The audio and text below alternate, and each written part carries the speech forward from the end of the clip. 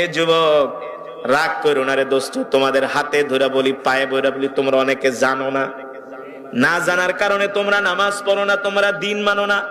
মনে করো মুসলমানের ঘরে জন্ম নিছি, এমনি ভেস্তে চলে যাব, নবীজি এমনি সুপারিশ করে জান্নাতে নিবে, এত সহজ না রে দোস্ত, ঠিক কিনা বলেন?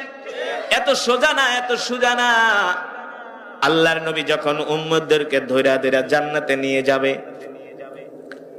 তখন কিছু উম্মত যায় বলবো, গো নবী যে আমিও তো আপনার উম্মত, আমাকেও জান্নাতে নিয়ে যান। অথচ দুনিয়াতে খাইতো গাঞ্জা, দুনিয়াতে খাইতো সিগারেট, দুনিয়াতে খেলতো জুয়া, জুয়া সারাদিন শুধু ফেসবুক নিয়া পর্নোগ্রাফি দেখতো, অশ্লীল ভিডিও দেখতো, ঠিক কিনা বলেন?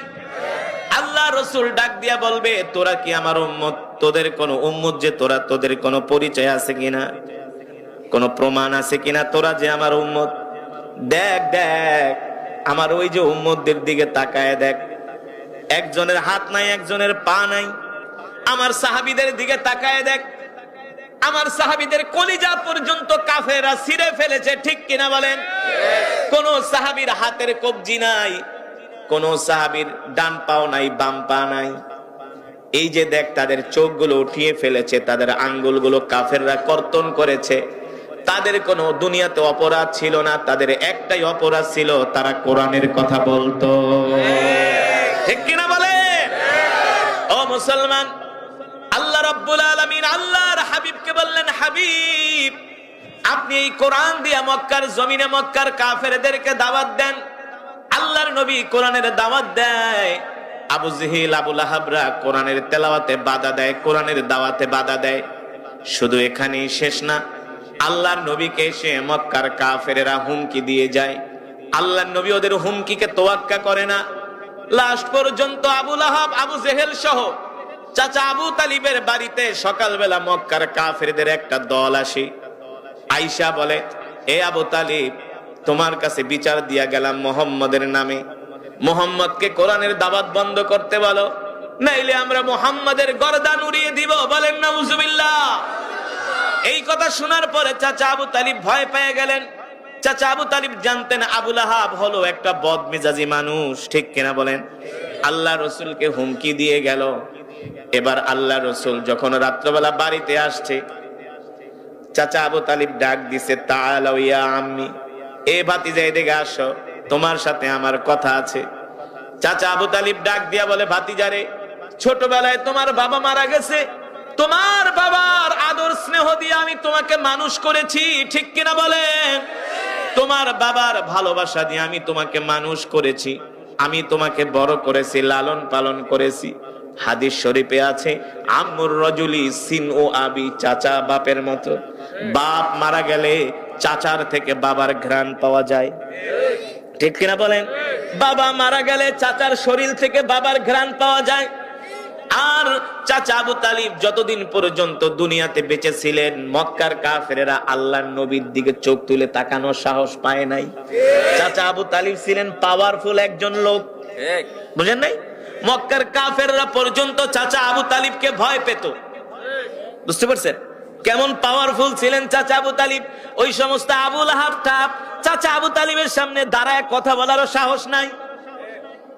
আল্লাহর নবী এমন চাচার ভাতিজা। এবার চাচা আবু তালিব ডাক দিয়া বলে, ভাতিজারে, মক্কার কাফের আবু লাহাব, আবু জেহেলরা হলো দুষ্ট মানুষ, কোন সময় না তোমার একটা ক্ষতি করে বসে। ভাতিজা, তুমি একটা কাজ করো, আমি তোমাকে কি বলবো, তুমি যে কোরআনের দাওয়াত দাও, একটু রোয়া সোয়া দাওয়াত দাও। চাচা আবু তালিব পর্যন্ত আল্লাহ রসুলকে কোনোদিন কোরআনের দাওয়াত দিতে নিষেধ করে নাই। চাচা আবু তালিব বলতেছে, ভাতিজা, মক্কার কাফেররা আমার বাড়িতে এসেছিল। ও চাচা, গতকাল রাতে মক্কার কাফেররা আমার বাড়িতে এসেছিল। মক্কার কাফেররা আমাকে 3টা প্রস্তাব দিয়ে গেছে। 1 নম্বরে, তুমি যদি মক্কার নেতৃত্ব চাও, তাহলে তোমাকে মক্কার নেতৃত্ব দিয়ে দেয়া হবে, তারপরে তুমি কোরআনের দাওয়াত বন্ধ করে দাও। আর বাংলাদেশে কিছু দরবারি আলেম আছে, মৌলবী আছে গিয়ে না, হালুয়া খাওয়াই না মৌলবী আছে, ওদেরকে যদি প্রস্তাব দিত, তুমি যদি নেতৃত্ব চাও, তোমাকে বড় মন্ত্রী বানায় দেওয়া হবে, বড় এমপি বানায় দেওয়া হবে, কোরআনের দাওয়াত বন্ধ করে দাও। দেখবেন ফতুয়া দিয়া বন্ধ করে দিত। আর আম পাবলিক রে দিলে তো কোনো কথাই নাই, হ্যাঁ, ইমানই হারা হয়ে যাইতো। ঠিক কিনা বলেন? ঠিক না?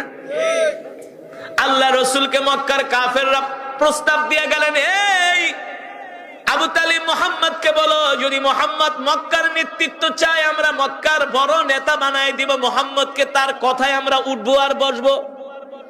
কথা বুঝছেন? কত বড় পাওয়ারফুল বড় বড় নেতা ছিলেন ওরা। বলে আমরা মুহাম্মদের কথায় উঠবো আর বসবো, মুহাম্মদকে বলো কোরআনের দাওয়াত বন্ধ করে দিতে। আল্লাহ নবী শুনতেছেন আর বলতেছেন, চাচা আর কি বলছি? বলে শোনো ভাতিজা, মক্কার কাফেররা বলে দিছে তোমার যদি সম্পদের প্রয়োজন হয় মক্কার বড় ব্যাংকের চাবি তোমার কাছে দিয়ে দেওয়া হবে, যত দিনার দিরহাম লাগে স্বর্ণ গয়না লাগে তুমি উট ভর্তি কাফেলা ভর্তি ভর্তি তুমি বাড়িতে নিয়ে আসবা। চাচা আর কি বলেছে? বলে শোনো ভাতিজা, দুনিয়ার এমন কোন পুরুষ নাই যেই পুরুষেরা সুন্দরী মেয়ের প্রতি আকর্ষণ নাই, লালায়িত না। কথা হয় না? পৃথিবীর ইতিহাসে যুগে যুগে যত বড় বড় মুসলিম নেতাদের মাথা নষ্ট করেছে কাফের বেঈমানেরা সুন্দরী নারী দিয়া। ঠিক কিনা বলেন? পৃথিবীর এমন কোন পুরুষ নাই যে সুন্দরী মেয়ে দেখলে তাকাইতে মন চায় না। যদি বলেন হুজুর আমাদেরও তাকাইতে মন চায় কিন্তু আমরা তাকাই না,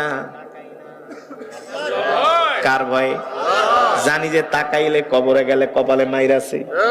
যদিও ভুলে ঠুলে কোনো মেয়ের দিকে নজর চলে যায়, বার সাথে সাথে নজর ফিরাইয়া আল্লাহ মাফ করে দিয়ে, এটা অনিচ্ছাকৃত। ঠিক কিনা বলেন? হারাম। বেগানা মহিলার দিকে তাকানো কি? জোরে বলেন হারাম। আর বর্তমানে যুবকরা হারাম তো দূরের কথা, এইটাকে মনে করে সবচেয়ে বড় আরাম। সিনেমার পোস্টার দেখে আর জিমে। কথা বলে না?